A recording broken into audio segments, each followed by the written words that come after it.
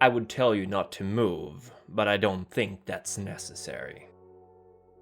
Yes, judging from the look in your eyes, you're aware of what's going on. Good. I'm not here to kill you. You have been overstepping your boundaries lately, talking to the wrong people, flashing your fangs one too many times, and dragging the good name of Prince Sinclair through the dirt, through and through. There's no point in you trying to deny it, even if you could. As you can see, I've laid out all the evidence clearly before you. Photographs, wiretapped conversations, the ashes of an unfortunate caitiff who was in the wrong place at the wrong time. We identified him from his ID and confirmed that he was sanctioned by the prince. Rare that these nights, and very unfortunate for you. Thy domain is thine own concern. All others owe thee respect while in it. None may challenge thy word while in thy domain. Thou art forbidden to destroy another of thy kind. The right of destruction belongeth only to thine elder. Only the eldest among thee shall call the blood hunt. Thou shalt not reveal thy nature to those not of the blood. Doing so shall renounce thy claims of blood.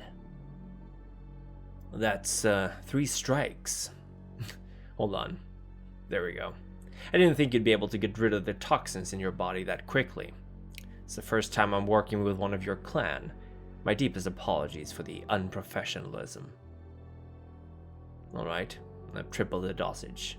Hopefully that should be enough for now. Again, my sincerest apologies. I shall make haste. Now, where were we? Yes, 3 strikes. You see, normally most of these infractions wouldn't have had the prince send me here. A stern letter, an admonishing warning. We are at war, after all. But killing one of our own, and one of those thin-blooded cretins on top of it, it is not a good optic, no matter how you turn things. After all, Prince Sinclair has spent a significant amount of time and energy improving the Camarillah's relationship with their community. And Henry wasn't just any caitiff, but the caitiff, the one they sent into the proverbial lion's den to act as a mouthpiece for them in our court. Yes, well, I see realization is dawning on you. Good. That means I don't need to keep prattling on about your crimes. How can I tell? Oh, my friend, the eyes are the mirrors of the soul, after all. Funny story, by the way. Did you know I used to work as an optician? The eye is a very sensitive organ, as I'm sure you know, but it can also prove to be quite resilient to minor lacerations. But I digress. Let me reiterate, I'm not here to kill you. I'm here to offer you redemption. The prince has seen fit to grant you clemency. South Valley has turned out to be a particularly effective recruitment ground for the Sabbat. For some reason, she wants that to stop. It's suicide, of course, but should you for some reason pull through, all your sins will be forgiven. You will be made Prince of South Valley, with the backing of Prince Sinclair, of course. Isn't that nice? Naturally, this is not an order, but an opportunity. Now, the sun will be rising in about 3 hours. The effects of the toxins I injected should clear up in half that time. I'm sure that will be plenty of time to consider the prince's gracious offer. Forgiveness, however, is not given, only earned. I hope I was clear on that topic. Now then, I have done what I was asked to do, and I bid you good night.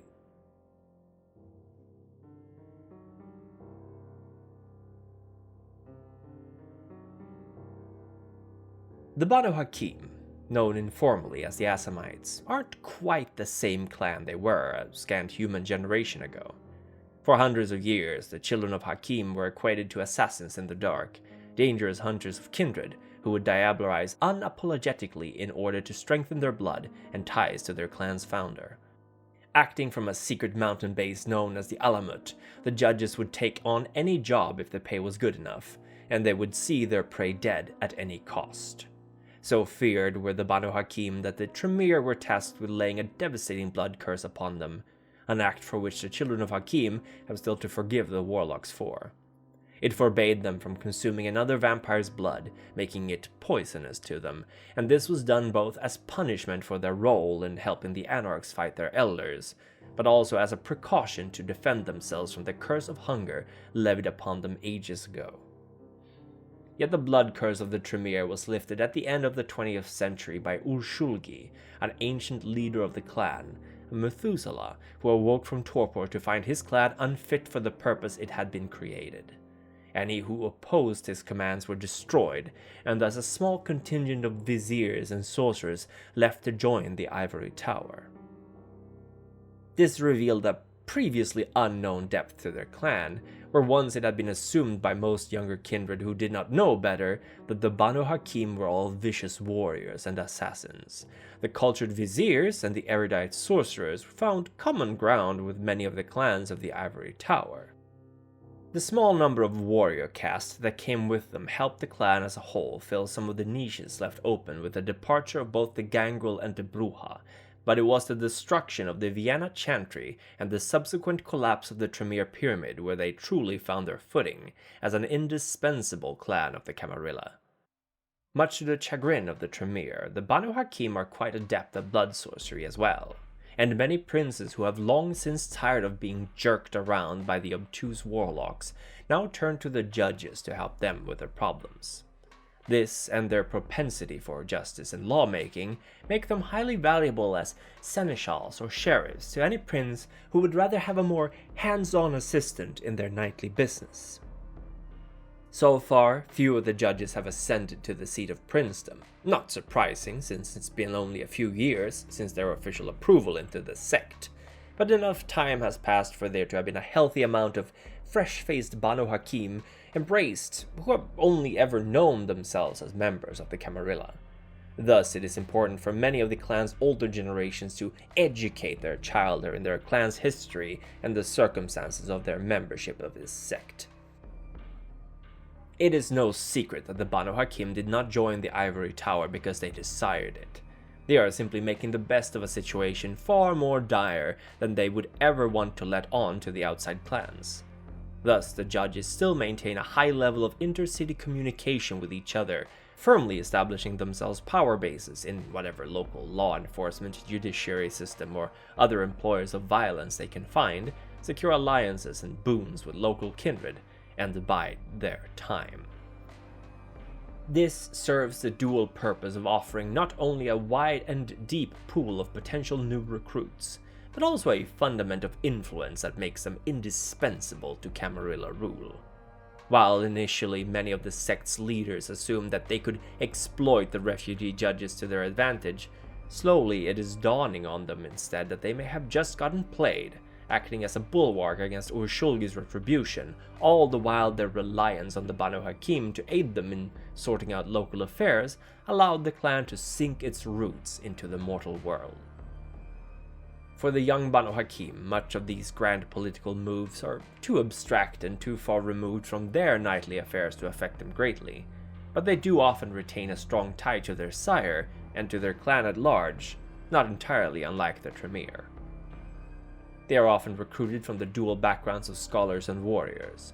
The clan of judges rarely embrace street trash or beat cops, unless they show enough potential to warrant the work needed to polish away their imperfections. Career soldiers, public prosecutors, or intelligence officers are prime recruitment material as they tend to adapt better to hierarchies than private investigators or professional athletes, but that doesn't mean that they can't be embraced either. Still, unlike many others, this clan does see their inductees more as recruits than fellow kindred. Mostly. Finally, one must not neglect to mention the Ashira, in which a great quantity of Banu Haqim remain as well. With the recent surge of the Gehenna Wars, the Camarilla and the Ashira have formed several pacts of allegiance, which has further cemented the two's relationship, leading to many of that sect to become honorary members of the Ivory Tower. Thus, some Banu Haqim trace their loyalty not to the Camarilla, but rather to the sect of which they are still members. The Banu Haqim have 3 disciplines that they wield regularly during the modern night, although the castes previously mentioned may sometimes replace one with another. For a clan of assassins and spies, it comes perhaps as no surprise that they are masters both of celerity, supernatural speed and agility, and obfuscate, the art of wielding the shadows around you, or even tricking others into seeing you as a wholly different person. Even among those Banu Haqim who generally don't traffic in murders and espionage, obfuscate is a tremendously useful ability. For those still engaged in law enforcement, it allows the wielder a significant measure of power, whether that means planting evidence or impersonating a key witness in order to get the cops off the prince's back. Celerity, meanwhile, offers more than just speed. A master of this discipline may perform unbelievable acrobatic stunts as if it was child's play, and this, likewise, has a plethora of uses both in and out of combat. Finally, since such a significant number of Banu Haqim sorcerers joined the Camarilla, it is not uncommon for most of the judges to wield at least a basic level of blood sorcery, if for no other reason than to piss off the warlocks. Blood magic is often passed down from sire to child, and thus there are countless small variations of the same rituals amongst the Banu Haqim, as it should be. The Banu Haqim and the Bruja rarely tend to get along. The judges value patience and good judgment, the Bruja do not, and what few of the rabble remain in the Camarilla have been forced to see their relevance shrink in favor of this clan, and that's not even taking into account the whole Carthage question. In contrast, the Gangrel can at times have a cordial relationship with the children of Haqim. There is no love between them, but they are both observant clans who have been outsiders for a long time. The Gangrel are also not too upset about the assassins taking their place in the Ivory Tower, so there's also that. The La Sombra and the Assamites have worked together for many, many years, tracing back even to the destruction of La Sombra himself. There's a healthy respect between both parties, for certain, but now the Magisters are trying to cozy up to the Camarilla, and there's only so much room to take before someone else has to give, and the judges won't let go of what they've earned so far. The Malkavians are feared by the Banu Haqim, and for a good reason. The seers have a tendency to find pleasure in revealing plots and secrets, often seemingly for no other reason than to see their targets squirm. The judges don't like being targets of anything, least of all something that threatens their still shaky relationship with their Camarilla benefactors. The Nosferatu have often been considered strange bedfellows with the Banu Haqim, but it is because they both are pragmatics first and foremost. The Nosferatu buy and sell information, the Banu Haqim hold no grudge against that clan, and they put a great value in information. Unfortunately, both the Nosferatu and Banu Haqim tend to overlap in their fields of profession, which means that a rivalry can develop between them should the Camarilla leadership have to choose. When the Viziers came to the Camarilla, the Toreador were excited for what new perspectives on art they could bring. While this passion may have burnt down to a smolder, it's clear that the Toreador appreciate having another clan in the sect that can value the finer arts. As for the Banu Haqim, they don't tend to take Toreadors seriously, unless there's a good reason to. In stark contrast, the history of the Tremere and Banu Haqim ensures that there can never be anything more than a begrudged ceasefire between the two, should either parties be anything older than neonates. The Banu Haqim rightfully respect and fear the Tremere, despite what insults they may fling their way, and the Tremere are well aware of how dangerous the judges are, which is why they once fought tooth and nail to have the entire clan exterminated. The Ventru, finally, have fought the Banu Haqim countless times through the ages, but have employed their services as many, if not more, times. The lords of the Camarilla know the judges' worth, but they may have misjudged their skills in politics. But to their credit, they have managed to ensure that the true leadership of the sect remains fairly uninfluenced by Haqim's brood. The Banu Haqim, meanwhile, respect the powers of this clan and their skills, but rarely the people who wield them. It is perhaps ironic that the Banu Haqim, who once were considered anathema among the kindred of the Camarilla, are now considered a pillar supporting the Ivory Tower. But it serves rather to exemplify that for all the political grandstanding and lines drawn in the sand, vampire society simply revolves around the concept of survival. If you want to play a Banu Haqim, know that today's allies may be tomorrow's enemies. That for every kindred you help lift up, you create in them a potential enemy of your ambitions. And that safety is merely an illusion believed in only by those who fail to understand the scope of eternity. Remain vigilant and remain distant. Trust only the blood of Haqim.